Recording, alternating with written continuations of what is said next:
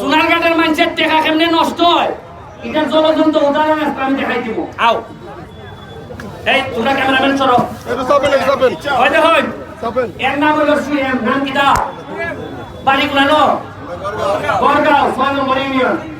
এ আজকে গোল ভাইয়া কত টাকা পাইছে? 10,000। এর নিয়ে এর করো খামো লাগবো না? এর বাপ রাজি বলো নি? এ তো আনছে 10,000। এর বাইয়ে করছে কিতা পরশু দিন দেখার দিয়ে 2 লাখ ভালাই দিছে।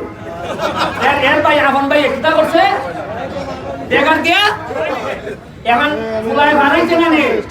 বাপ সহ মামলা দিছে। এর বাপ সহ মামলা দিছে যে ফুতে মারছে না বাপে কিছু খাইতে হয় না নি? আচ্ছা দাঁড়ুন এখন থানাত গেছে গিয়া এফআইআর হয়েছে। এরপরে চার্জশিট হইব, এরপরে আদালতে যাইব। আমার মতো উকিলে লাখ পাইলে ডেলি কত নিব? হ্যাঁ হ্যাঁ ক্ষতি আজিরায় কত 1,000 করে তো মিনিমাম অভিজ্ঞ নিব।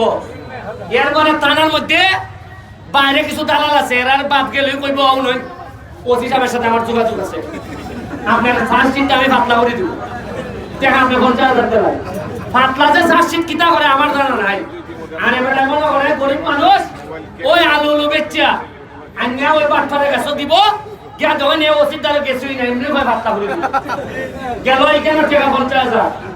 এখন আগাম জামিন আনতেইব না ফুলাতঙ্গা পাগল, আগাম জামিন আনতে গেলে যাইতেইব ব্যারিস্টারের দ্বারা হাইকোর্ট গিয়া কেন একবারে মামলা সুরত করে দিল 40,000। কত 40 গেল চার্জশিট পাতলা করার নামে কত গেল? গেল কত 90।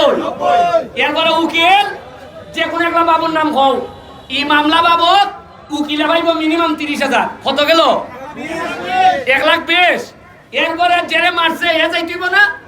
ইয়ত তো সোনারঘাটের ওই এ টানা 1 লাখ কইব ওন কঠিন করে চার্জশিট করে দিব তুই দিলা 40। এরপরে এ কঠিন করে দিবার লাগি কইব ওসির নাম ধরিয়া লইবা আরো 40। এও গেল এক গাওনিও খাইলো টেকাও গেল।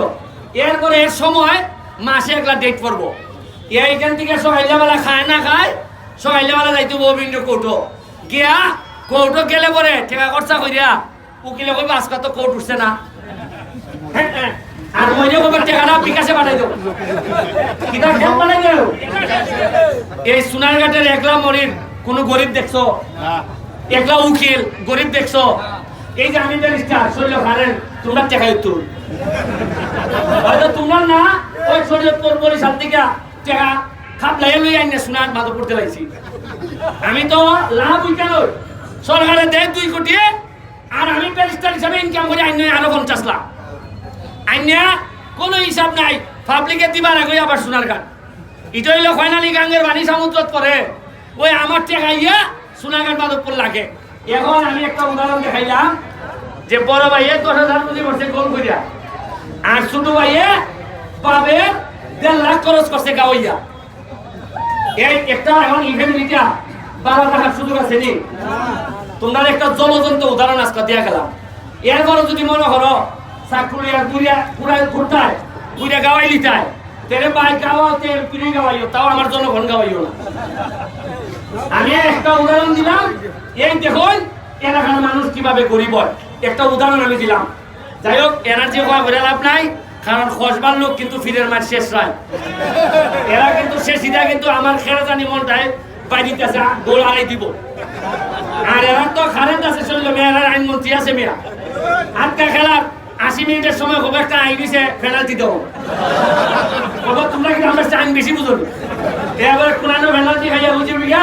তবে ভালো লাগছে এই যে কসবার মানুষ এত কষ্ট কইরা এত দূর থেকে আইছে একটা হাততালি দিতাই না কসবার মানুষের লেগা ওই কোরআন হাততালি দেয় না এরা মনে হচ্ছে একটা হাতে গিয়া এ কসবার মানুষের লেগা হাততালি হোক। আমি অত্যন্ত কৃতজ্ঞ ভালো ভালো খাওয়াইতেও পারছি না রে ভাই কসবার বাইরে তাও তোমরা আইছো তোমরাই কেন একদিন যাইবো গিয়া তোমরা সাথে একটা আত্মীয়তা করে তুলবো। থ্যাংক ইউ সুমন ভাই আমরা ভিকটিমের মুক্তি গাও নয় এদের বাইরে